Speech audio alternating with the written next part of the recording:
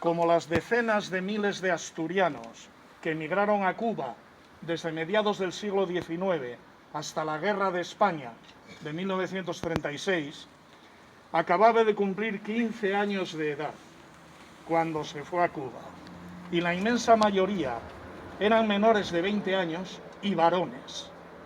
Así que Asturias quedó muy coja durante 70 años, con muchas más mujeres jóvenes que hombres, porque si multiplicáis 70 por 5.000, que es el promedio de los que se fueron anualmente, son 350.000, que era la mitad de la población que tenía Asturias en el año 1900 aproximadamente, ¿no?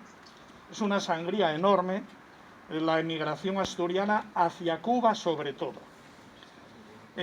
También hubo en menor medida hacia México, Argentina y otros países latinoamericanos. La mayoría se quedaron siempre en la isla caribeña. Alfonso Camín Meana, con pocos años de escuela, hizo de todo en Cuba. Entre otras cosas, iniciar la poesía, a mí me gusta llamarla afroantillana, porque hubo también ejemplos en Puerto Rico, República Dominicana, incluso en las islas colonizadas, bueno, colonizadas es un decir, explotadas por Inglaterra, Holanda, etcétera, ¿no? En el Caribe. O la poesía afrocubana. Llevaron a la cumbre esta poesía, entre otros, nada menos que Alejo Carpentier y Nicolás Guillén, que es el poeta nacional de Cuba, por cierto, igual que Alfonso lo es de Asturias. Incluso regresó a España más de una vez, hasta que el golpe militar faccioso del año 36 lo empujó a un exilio forzado desde su puerto del Mosel. Su compromiso republicano y de izquierdas lo reflejó en verso y en prosa sin desmayo. Nuestro músico Rafa Lorenzo, que por cierto no está aquí hoy, está confinado hasta el día 15, no tiene corona, pero lo confinaron, quizá algún problema familiar o algo así, ¿no? Lo cantó magistralmente en un par de discos dedicados a Alfonso Camín. Como no está aquí Rafa, después yo voy a leer, no voy a cantar, voy a leer uno de sus versos dedicados a Camín. No es de Camín, sino escrito por Rafa, y a mí me emociona, cada vez que lo escucho, y ya lo he escuchado muchas veces, me emociona esa canción. Hoy, que ya digo, proclamado oficialmente poeta de Asturias en el año 81, lo recordamos en este cementerio en donde está enterrado. Su longevidad le permitió, por lo menos, contemplar el fin de la dictadura que tanto aborreció. Y aquí cito a Alfonso Camín. Ya sabréis a quién se refiere. Voz de segunda tiple, cerebro en telarañas, bufón que en sus tacones se yergue y desgañita. Así describía al mayor usurpador y genocida de la historia de España. Y don Alfonso Camín Meana, poeta de Asturias, gracias por tu ejemplo.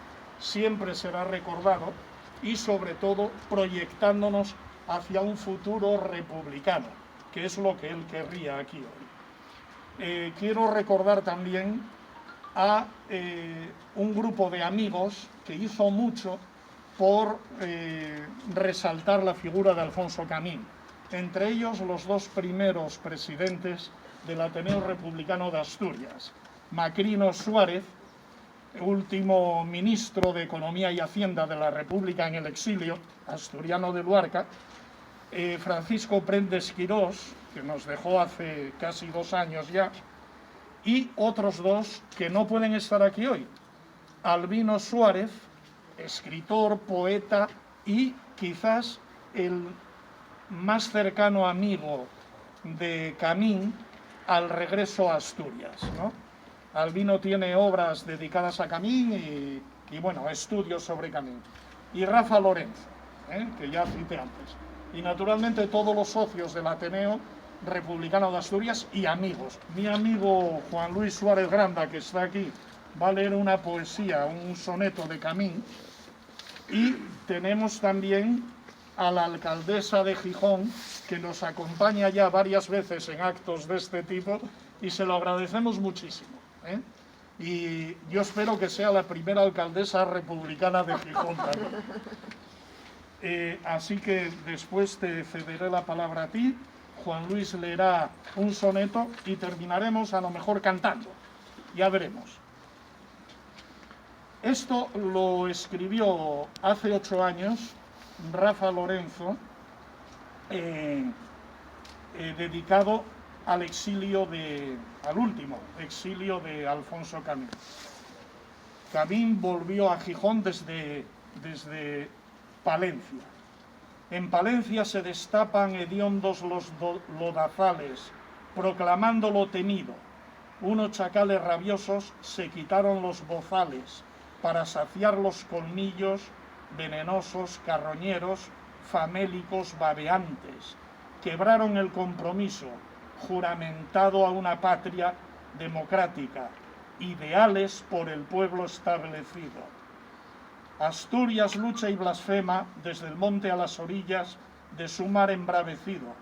Huele todo a hierro y fuego, a pólvora y dinamita, a sangre, cemento y tomillo.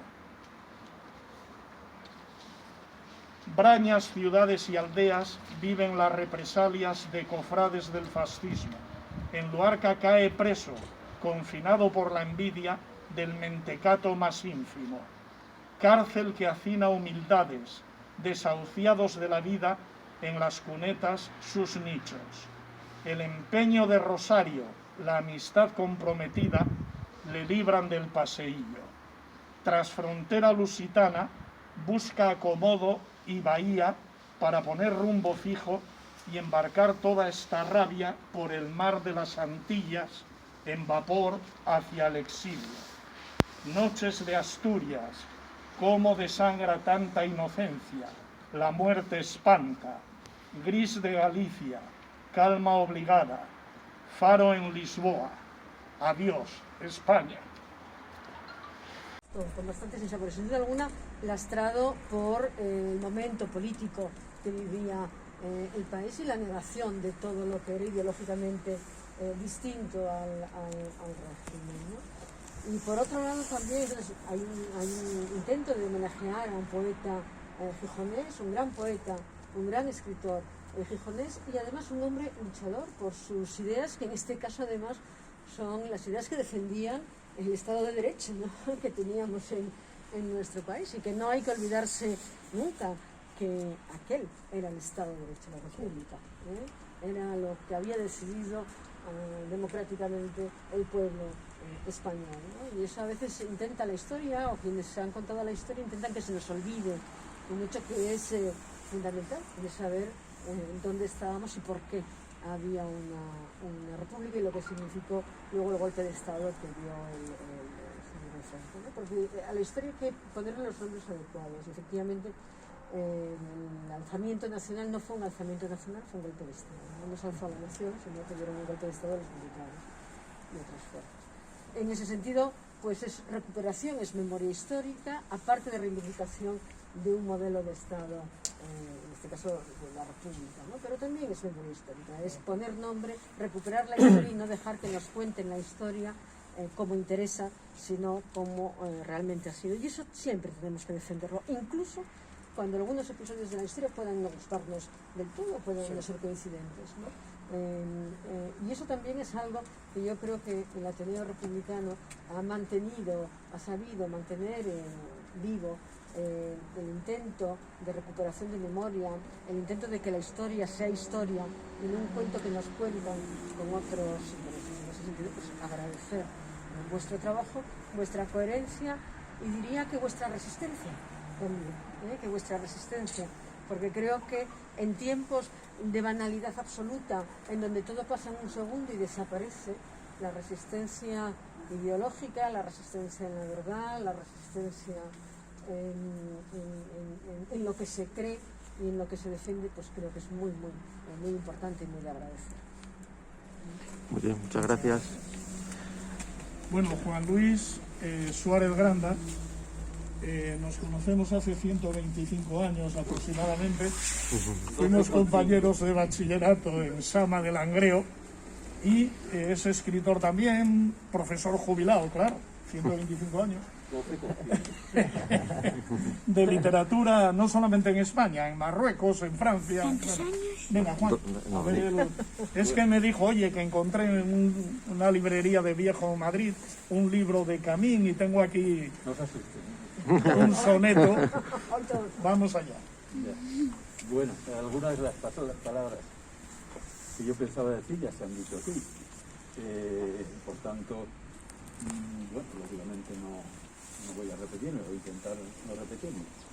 Alejandro y yo, al margen de lo que haya dicho, y aparte de que nos une la condición de calvos, hemos vivido muchas cosas juntos. Por ejemplo, alguna partida de tenis, militando en el CC, en San Lázaro, en Oviedo, en fin. Ahí termino en paralelo. Alfonso Camín, yo diría que la primera cosa que se puede decir de él y señalar es su condición de emigrante.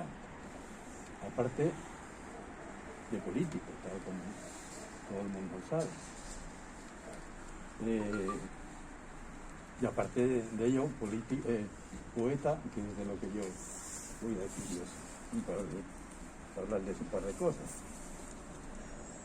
Alfonso Camín escribió una treintena larga de libros entre poesía, teatro y alguna obra referida a las leyendas de Asturias. Y bueno, él emigró a Cuba a los 15 años, en fin, fue una vida larga, intensa. Su poesía, que a mí me hace pensar en la pintura de Piñoles y del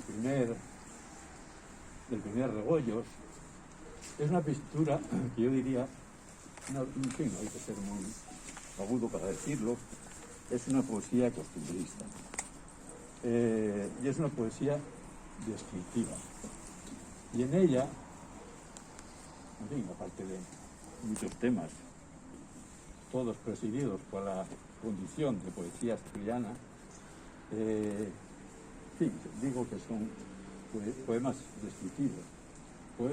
descriptivos serios, para decirlo de una manera convencional. Sin embargo, en algunos de ellos, por ejemplo el dedicado al retablo del mar, que se exhibe en la Casa Museo de Gijón y que fue tallado por Sebastián Miranda. Este retablo fue quemado durante la guerra, no fue tallado en 1930 y quemado durante la guerra. Y luego ha sido verdaderamente una labor de titanes. Lo volvió a retallar, digamos, después de la guerra. Y termino ya leyendo un soneto en versos de 14 sílabas titulado Viejo Gijón. Perdónenme, que se me empaña. Recuerdo jovellanos en bronce, muy oscuro, la puerta de la villa, oí menos y mujeres, un ruido de almadreñas en los amaneceres, y el mar de San Lorenzo rompiendo junto al muro. Un globo por los aires de Fernando Duro.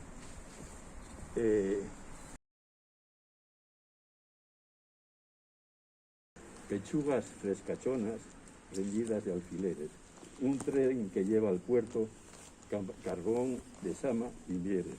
Y un barco de 3 palos que sale al mar seguro. La iglesia de San Pedro sobre el acantilado.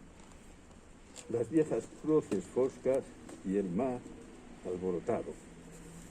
Mi madre que me dice, camina más deprisa, me agarra de los brazos me prende de la saya.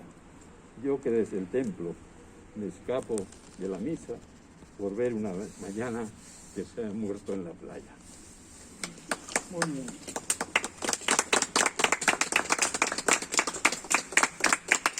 Bueno, pues Sí.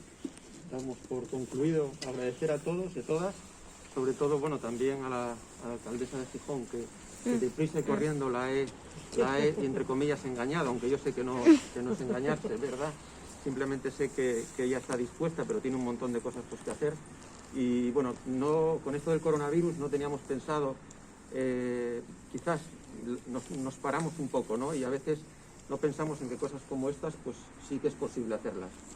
Así que nada, muchas gracias a todas y a todos y bueno, yo me tengo la obligación de decir ¡viva la República! ¡viva! ¡Viva! ¡Y viva Gijón! ¡Viva! Bueno, viva Gijón.